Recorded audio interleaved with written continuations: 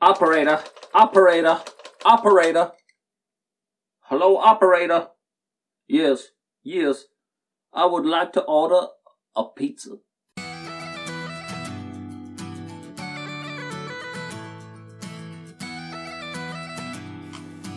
Welcome to another Whiskey Trials. In my previous video, we looked at the Glenlivet, which wasn't aged. In fact, still got the box here. This is it. So check that video out if you've not seen it. I go through some other whiskies and, rant about some other stuff as well.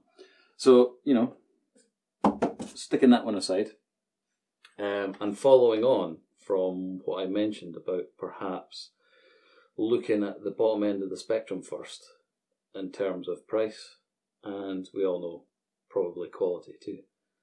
But, not everybody can afford the 15s, the 18s, the 20-plus-year-old whiskies. And it's much easier to get your hands on these ones. So let's try these ones first, right? So, with that in mind, I have the it's Tamnavulin. As you can see, I've already been tasting this one. So, right, I'm just going to quickly pour myself a little one of this. I really don't know much about this whiskey apart from I buy it a fair bit, which is bad. You would think I should actually know a little bit more about it. It's double cask matured, apparently. It's a Speyside. It's rich and smooth and mellow. The distillery at Tamnavulin was opened in 1966 on the banks of the River Livet, deep in the heart of Speyside, the most celebrated whiskey producing region in Scotland. Ooh, it's possibly debatable. For me though, it's probably true, although, like I said in the previous video, the Glendronach, which is a Highland, gets my vote.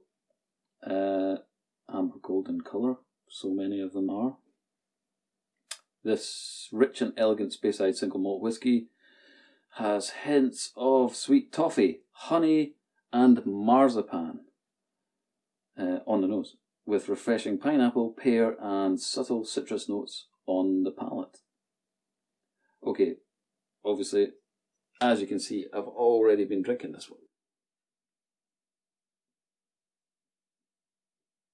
And you know what? I do get the pineapple. It says marzipan on the nose, which would be, that almondy, cakey kind of smell. But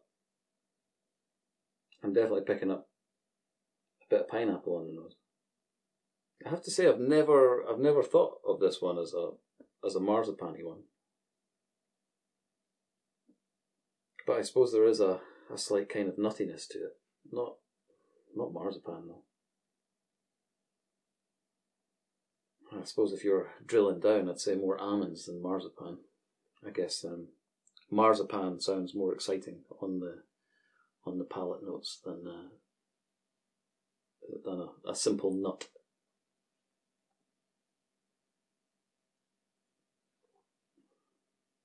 Now, much like the Glenlivet that I did in the previous video, it's one of these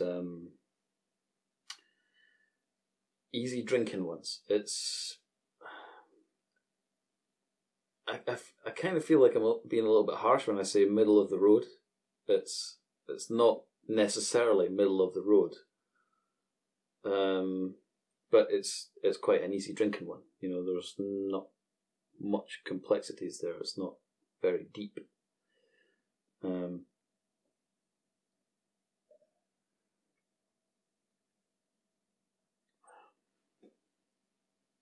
It is nice though. Perfectly drinkable again, just like the Glenlivet. It's maybe a touch less woody. There's not quite the same woodiness that I think I got from the Glenlivet. It's a bit lighter, which some people might like, some people might not. Personally, I think the Glenlivet was a fine amount of wood, not too bad. Maybe, not enough. So, I suppose, after saying that, this one is definitely not enough wood, right? But what it lacks in the woodiness, it kind of makes up for in some of the sweeter notes. The pineapple nose is quite nice. The nuttiness, it's definitely got a nuttiness to it. But yeah, it's in general, it's pretty good. As you can tell, I've got no problem in polishing off a bottle of this. This was, again, I think the Glenlivet was 22 quid on a deal in the Co-op right now. This one was also 22 quid. I'm not sure if it was on a deal. I think it's quite often around that price. So this is one that you can consistently get for 22 quid. And as a nice little malty tipple, it's perfectly acceptable for that kind of money. What I've definitely had a few of these, but what I've not seen is anything aged, because again, like the Glenlivet, this Tamnavulin is a non-aged, which means it doesn't have an age on the bottle. Obviously, it has to be a certain amount of years old to be called a malt, but yeah, it's not like an 8 or a 10 or a 12 or whatever, so I'm struggling to think if I've actually seen one that is. No, I cannot think that I've seen a Tamnavulin that's got a proper age on it, 10, 12, 15, 18, whatever.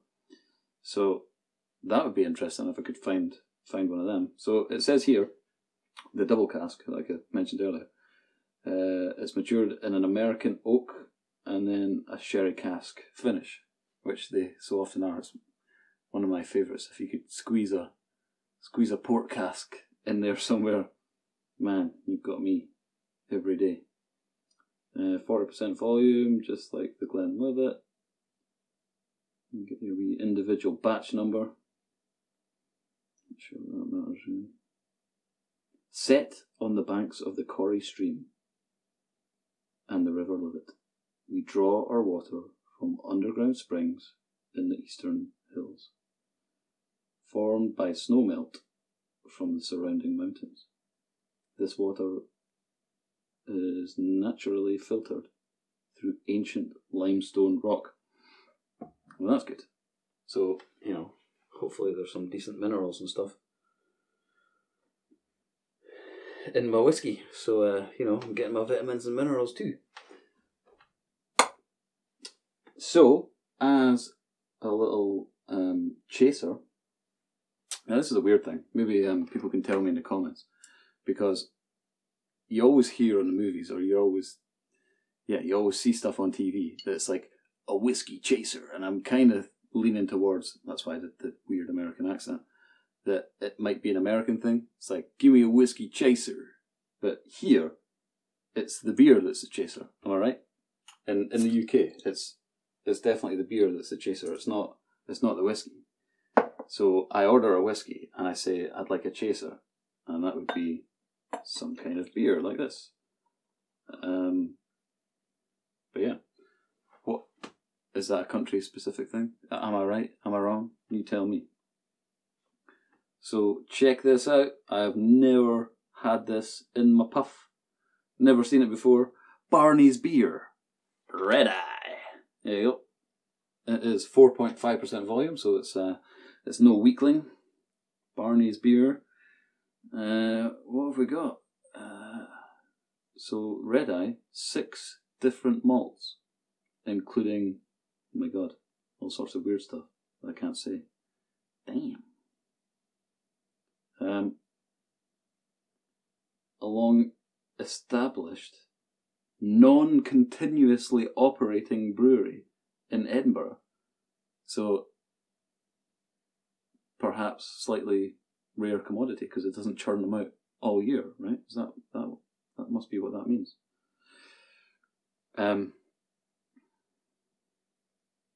So yeah, I got this from one of my partners at work. Thank you very much. It's sitting in the fridge for a while, and I've nicked it. Yeah, that smells good. Got the honey notes, and it's all sweetness and caramels and hoppiness.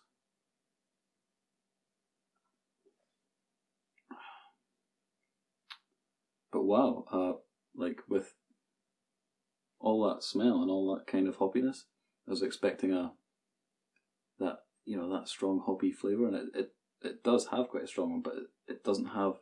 A lot of them have that slightly bitter aftertaste, which I like as well. You know, I quite like the bitter aftertaste, but this one it's got a sweet polishy finish to it. It's got the honey notes just falling right the way through.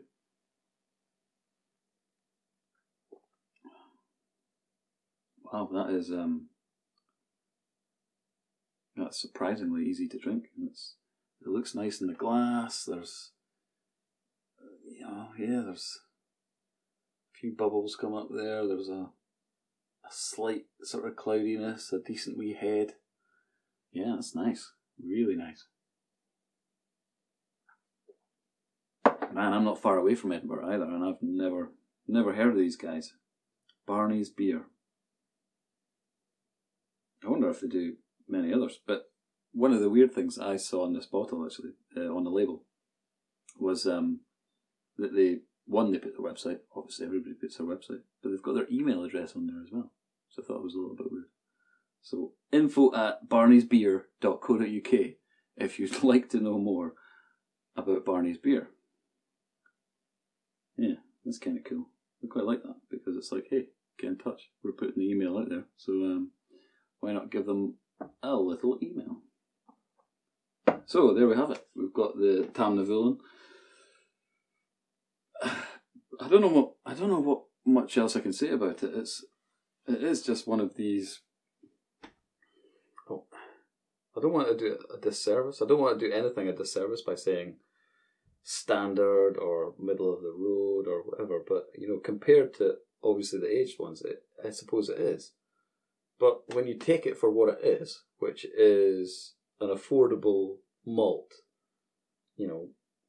with some love and passion and everything put in there to make it something nice to drink, then that's what it is. It's succeeded. And, more power to them for doing it. I mean, there was this big thing recently, maybe for the past sort of year or so, where there's been the non-aged. So there's no age on the bottle. It's just, the name, or a legacy edition, or something like that.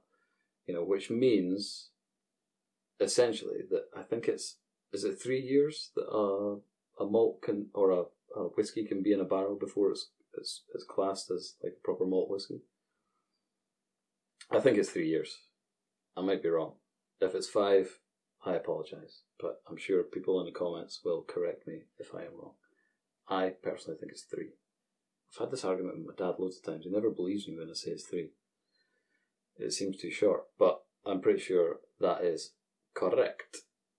Also, I read other stuff about, that they're hardly ever in those barrels because there's like timing things that they do. I don't know. If you're interested in that, read up on it. There might be some kind of conspiracy that you can let me know about, and I'll look into. But anyway, so even if it is mostly a 3-year to 5-year-old malt, there's obviously other stuff mixed in there, possibly from older whiskies. Because it is a single malt. And we all know what a single malt means. It means it's made from malted barley. And the single means that it is made within that distillery. So, there could be a 15-year-old malt in here just to add something to it. There's not much. There's not much. If there is, I don't think But there must be something. There must be an older one in there, because there's no way that it gets that. I don't think it can get that nice. Just after being 3 years in a barrel. Again, if you work in a distillery and you know better than me, probably most possible, then let me know in the comments below. In fact, get in touch and we'll do an interview. Absolutely. Love doing stuff like that.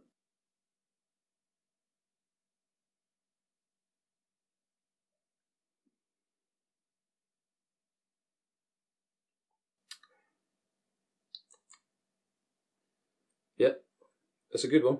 I like it. You know, for the money, you really can't go wrong. And this beer, damn, surprised. And I love the branding. I love this kind of. It's simplistic. It's retro, but because it's done like that, it kind of feels quite modern. I know that sounds a bit weird, but you know, I'm into design, so that's how I feel about it. You know, and it's got that bit on the side. You know, yeah, it's cool. It's a cool bottle. I love the branding. It stands out for me. And it tastes great. I can't believe it. Well, I can believe it because I've never tasted it before. So,